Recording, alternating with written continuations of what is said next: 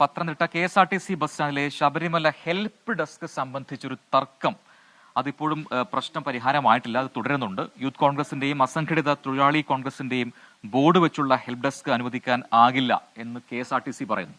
എന്നാൽ ബോർഡ് വെച്ച് തന്നെ ഹെൽപ്പ് ഡെസ്ക് തുടരുമെന്ന് ഇരുകൂട്ടരും പറയുന്നുണ്ട്.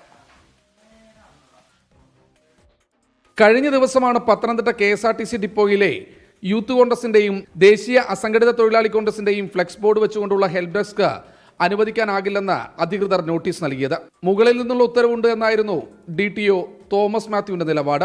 മേളിൽ നിന്നുള്ള നിർദ്ദേശം വേണം, നിർദ്ദേശമില്ല, ആരും വെക്കരുതെന്ന് പറഞ്ഞു. ഇവർ തന്നെ കൊണ്ടു നിർത്തി. ഇപ്പം ഇവർ പറഞ്ഞാൽ മാറുന്നില്ല. എനിക്കെതിരെ നടപടി ഉണ്ടാകാൻ പോകുന്നു. ഇവരോട് ഞാൻ 2 കൂട്ടരോടും പറഞ്ഞാണ് ഇത് മാറ്റണമെന്ന് പറഞ്ഞു. എനിക്ക് പിള്ളേരെ വളർത്തിയേ ഒക്കത്തുള്ളൂ. ഞാനിതും കൊണ്ടൊക്കെയാണ് ജീവിക്കുന്നത്. ഭക്തജനങ്ങൾക്ക് സേവനത്തിനായാണ് ഇരിക്കുന്നതെന്നും ഫ്ലെക്സ് ബോർഡ് വെച്ച് തന്നെ ഹെൽപ്പ് ഡെസ്ക് തുടരുമെന്നും ഇരു സംഘടനാ നേതാക്കളും അറിയിച്ചു. ഇവിടെയുള്ള ഉദ്യോഗസ്ഥർക്ക് ആർക്കും ഒരു കുഴപ്പമില്ല.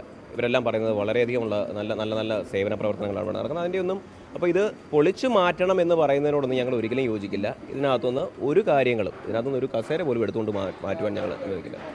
ഈ വരുന്ന 23-ാം തീയതി തങ്കയങ്കിക്ക് ഞങ്ങളാണ് സ്വീകരണം കൊടുക്കുന്നത്.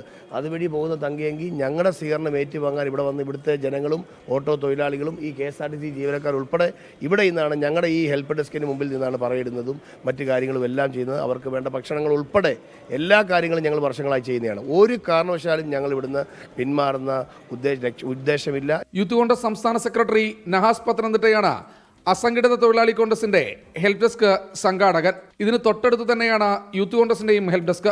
ഗതാഗത മന്ത്രി KV ഗണേഷ് കുമാറിന്റെ മിന്നൽ പരിശോധനയ്ക്ക് ശേഷമാണ് ATO തങ്ങൾക്ക് നോട്ടീസ് നൽകിയിരിക്കുന്നതെന്നാണ് ഇരു സംഘടനകളുടെയും ആരോപണം. ശ്രീകുമാരൻ, 24 പത്തനംതിട്ട.